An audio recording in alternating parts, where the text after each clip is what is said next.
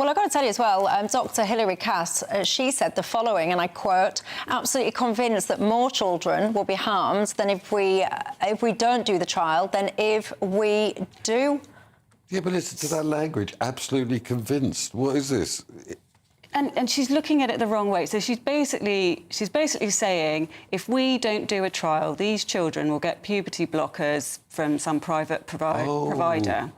And that's a completely wrong way to look at it. It's like saying, oh, you know, because children are going to get crack cocaine, let's legalise it. It's like, no, let's do a better job of enforcing and protecting those children from those private providers. Is that her argument? That's the argument. Well, that's pathetic. So let's, because a lot of people, obviously, given the way that the vote went, a lot of people do actually agree with all of this. Nadia Whittam, for example, being one.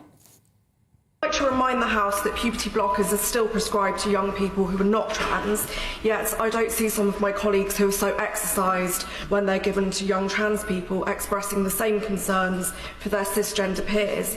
Even Dr. Cass herself acknowledged that puberty blockers are effective for some young trans people and recommended against a blanket ban. So again, this is another ridiculous argument.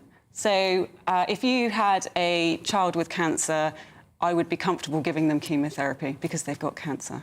That's, you know, you take that risk assessment at that point, that there are downsides to those drugs, but it may save their life. But you do not give a healthy child chemotherapy drugs because it's harmful.